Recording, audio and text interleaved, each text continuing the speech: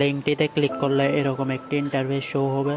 তারপর এখান থেকে যে কোনো একটি ইমেল আর পাসওয়ার্ড দিয়ে সাইন আপ করতে হবে। ইমেল আর সেম পাসওয়ার্ড দুইবার দিবেন। তারপর সাইন আপে ক্লিক করে সাইন আপ করবেন। তারপর এরকম ইন্টারফেস শো করবে।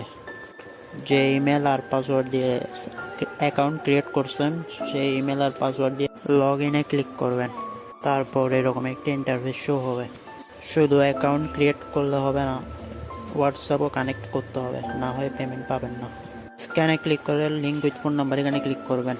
তারপর যে হোয়াটসঅ্যাপটি কানেক্ট করবেন সেই হোয়াটসঅ্যাপ নাম্বারটি এখানে দিবেন।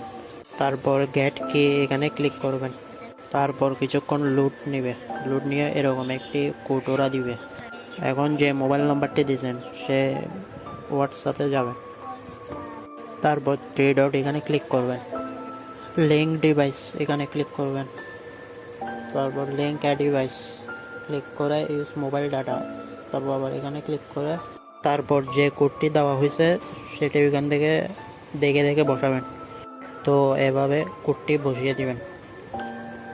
সঠিকভাবে কাজটি করলে এরকম ইন্টারফেস শো হবে। তো হোয়াটসঅ্যাপটি ডিসকানেক্ট করবেন না।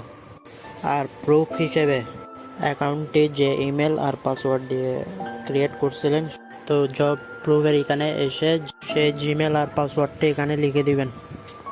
তো এভাবে কাজটি করবেন। আর হোয়াটসঅ্যাপ অবশ্যই কানেক্ট করতে হবে, না হয় পেমেন্ট দিব না। কাজটি সঠিকভাবে করলে 100% পেমেন্ট পাবেন। যে হোয়াটসঅ্যাপটি কানেক্ট করবেন সেটি 48 ঘন্টার জন্য রেখে দিতে হবে, মানে ডিসকানেক্ট করবেন না। 48 ঘন্টা পর ডিসকানেক্ট করতে পারবেন, সমস্যা নেই, কিন্তু 48 ঘন্টার ভিতরে ডিসকানেক্ট করলে পেমেন্ট পাবেন।